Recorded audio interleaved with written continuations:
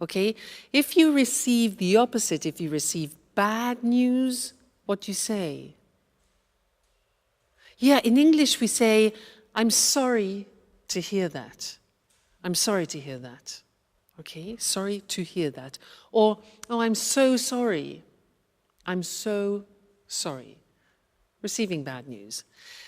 Now, imagine that people come to your house, they're visiting you, and you want to invite them to be comfortable. What can you say? Yeah, we say, do take a seat. And that's a very polite way. Do take a seat is a polite and quite formal way of inviting somebody to be comfortable. Or a nice one is, do make yourself at home. Do make yourself at home, all right?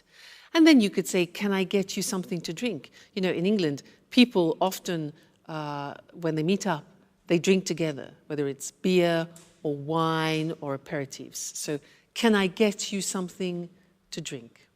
Good. Now, imagine that you have got a drink and you have the glass in your hand and you want to pass it to your guest. Now, what do we say when you give something to somebody? 3 words. We say, here you are.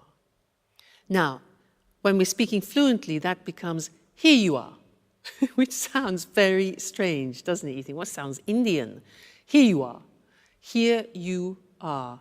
I mean, it's one of those unusual phrases which, if you separate the words, has no meaning, but we use it when you give something to somebody else. So it's very, very, very, very, very common. Here you are. Thank you. Not at all. Here you are. All right? What about when you're in discussion and you want to agree or disagree? In English, we say, I agree with you. We don't say, I am agree with you, because many languages translate that from their own language and make a mistake with the English construction. So, I agree with you. And the negative is, I don't agree, not I am not agree. And the question is, do you agree? Okay, that's very important. What if I say, well, actually, I don't agree with you? Do you remember well, actually? When do we use well, actually, those 2 golden words? Yes, that's right. It's when you want to introduce a no, but in a soft way. You prepare the other person psychologically for no. Well, actually, I don't agree with you. Or you can say, I agree with you up to a point, which means partially, up to a point, all right? Leaving. When you have to leave people, it's often sad. You could say, well, we really must be going, it's late. We really must be going, all right? Which displays a fact that you have to do it. You don't want to, but you have to. You have duties, etc. We really must be going. Or another nice one is we must be on our way. We must be on our way, okay? And then showing that you're sorry, as we saw in the episode with our friends. What a shame. What a pity. Okay, well, what a shame and what a pity this lesson has finished. But don't worry, there will be another one. So I will see you again in the next one. Take care until then. I must be on my way. Bye. Good afternoon, everyone, and welcome to Sports Special. I'm Eric Brown, and here beside me is John Forbes, our sports expert. Today we're going to talk with him about golf. Hello, John. Hello, Eric. Hello, everyone. So, John, tell us, where did golf start? Well, the game of golf is believed to have originated in St Andrews, a small town on the east coast of Scotland.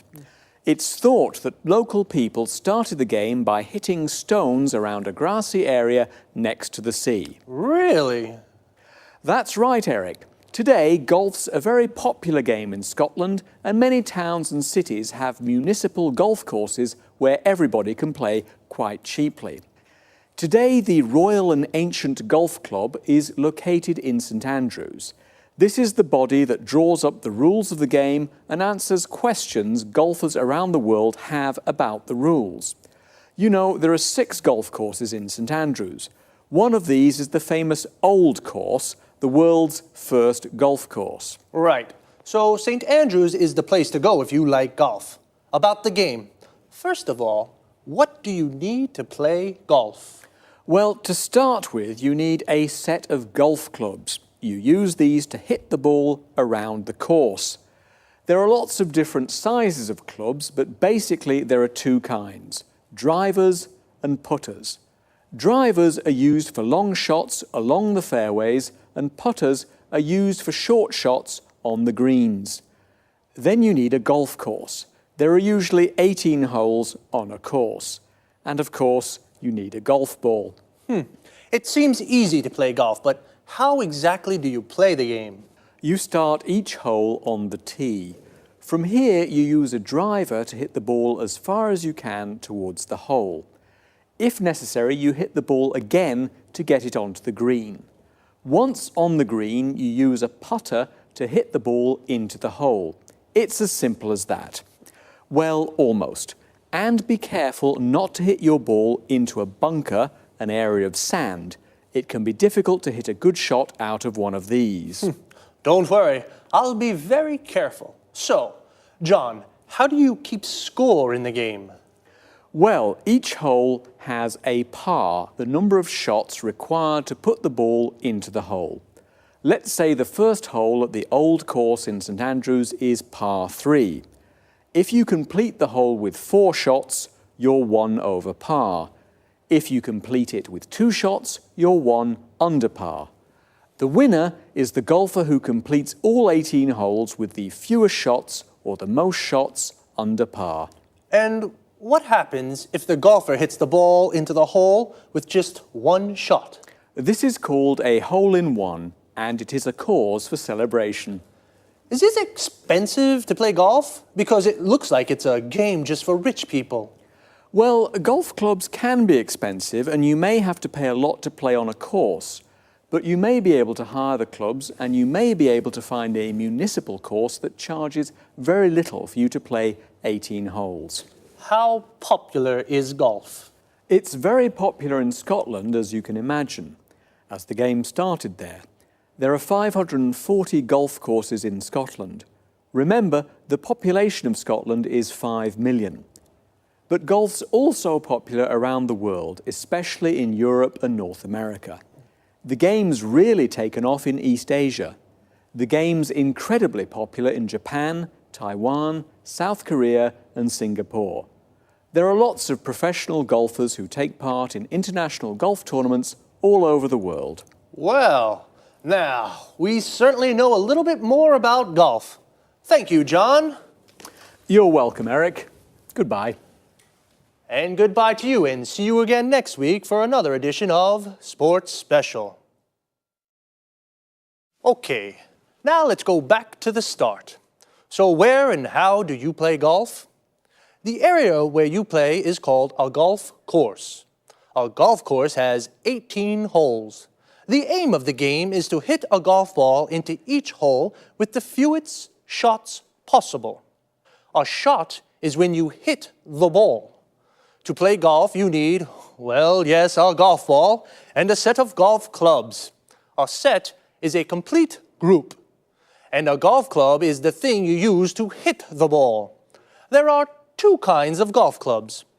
Drivers, these are clubs for long shots, and putters for short precision shots, to hit the ball into the hole.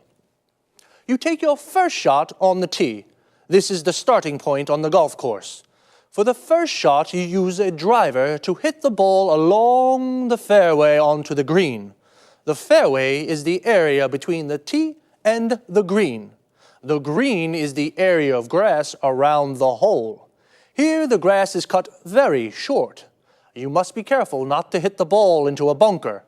A bunker is an area of sand. And how do you keep the score? The score is the points of the players. Notice we say, keep the score. This means count the points. Well, each hole has a par. A par is the number of points required to hit the ball from the tee into the hole. We say, for example, a hole is par 3. This means you have to get the ball into the hole with 3 shots. If you need 4 shots, your score is 1 over par. If you only need 2 shots, your score is 1 under par.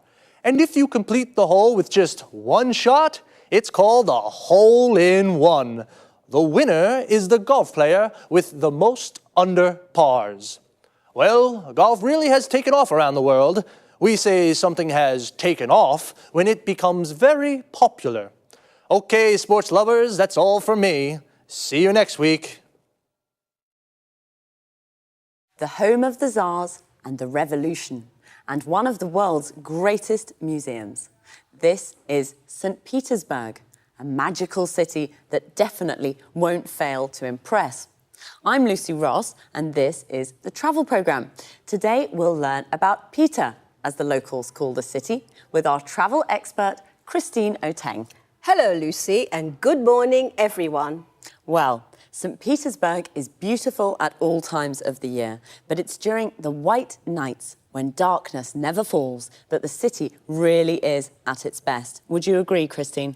Yes, definitely. As you'd expect, these long evenings occur in midsummer, particularly during the last 10 days of June. During this period, St. Petersburg really is a fun place to be. The sun barely sets, it's still light even at midnight, and the city overflows with festivities to celebrate the longest days of the year. Are there any special events? Of course, during these evenings, it's possible to watch some of the world's best opera and listen to some of the best classical orchestras. Mind you, it's not all highbrow culture. Locals often stay out celebrating all night.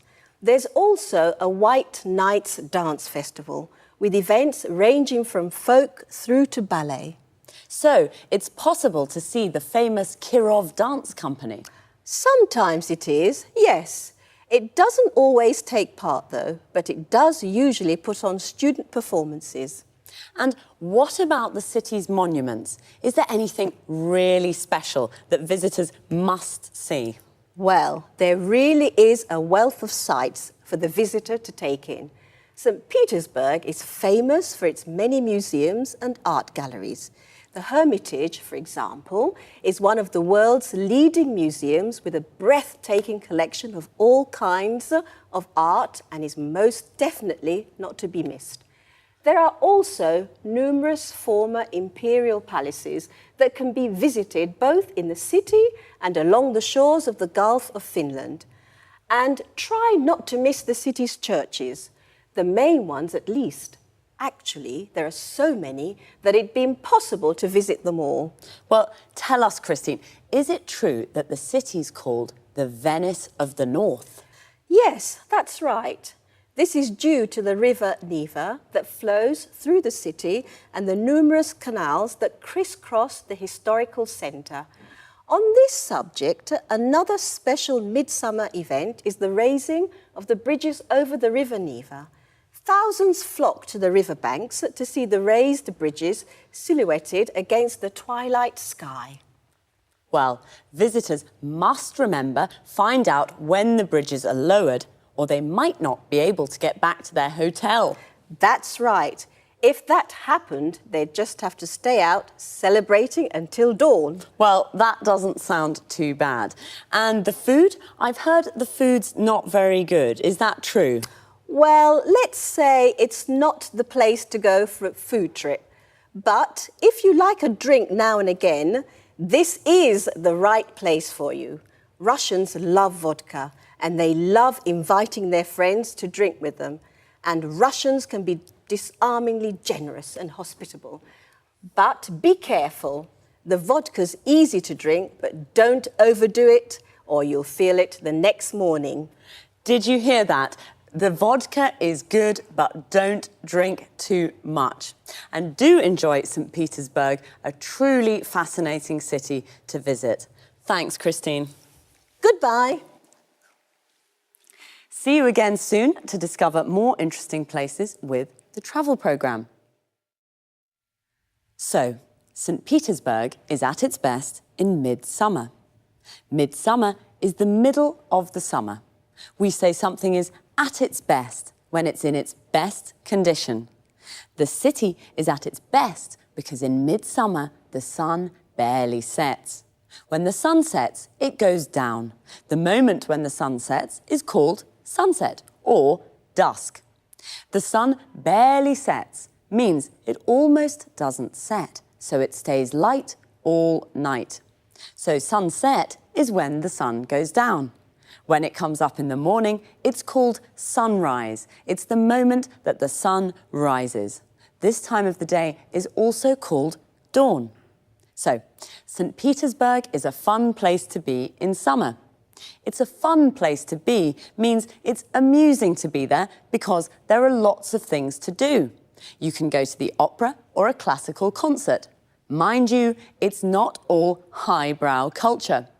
Highbrow culture is classical culture, like opera, Shakespeare, Dante. We use the expression mind you to introduce a contrast with something that's just been said. The locals stay out celebrating all night. To stay out doing something means to spend the night doing something. So, the locals stay out celebrating means they celebrate all night and don't go home until the morning. There's a dance festival too. The Kirov Dance Company doesn't always take part. To take part in something means to participate. Notice we say take part in something. So the Kirov Dance Company doesn't always take part in the festival, but it puts on student performances. To put on something means to organise something.